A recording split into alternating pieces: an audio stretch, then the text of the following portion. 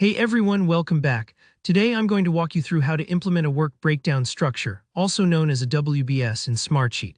If you've ever managed a big project, you probably know how important it is to clearly organize your tasks and deliverables.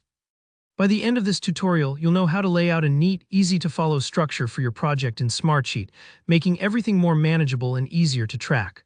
Let's dive right in.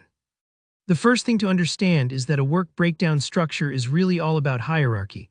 It helps you visualize which tasks roll up into larger deliverables, almost like a family tree for your project.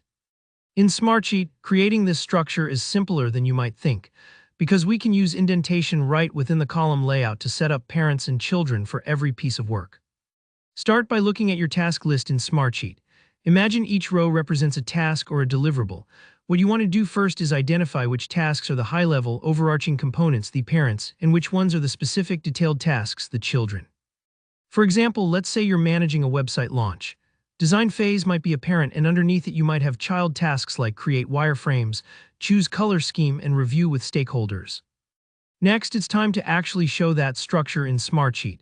This is where indentation comes into play. Take a close look at your list and select all the rows that are children under a particular parent.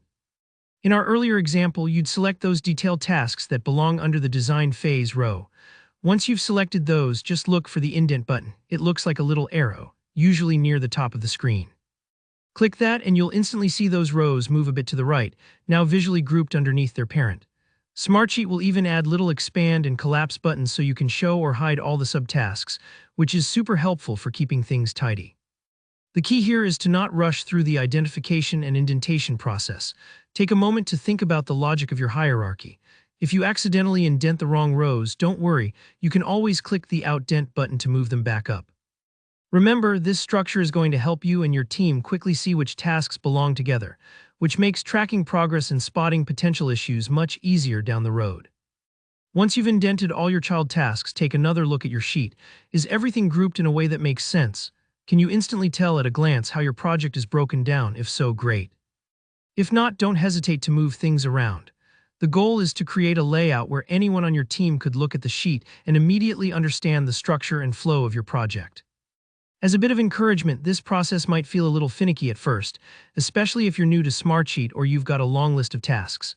Just remember, investing the time now to properly build your work breakdown structure pays off hugely when your project gets busy. Trust me, your future self will thank you. And that's it, you've set up a smart, hierarchical work breakdown structure in Smartsheet. If this walkthrough helped you, go ahead and hit that like button, and let me know in the comments if you have any questions or want tips for more advanced Smartsheet tricks. Don't forget to subscribe so you don't miss any future tutorials. Thanks for watching, and I'll see you next time.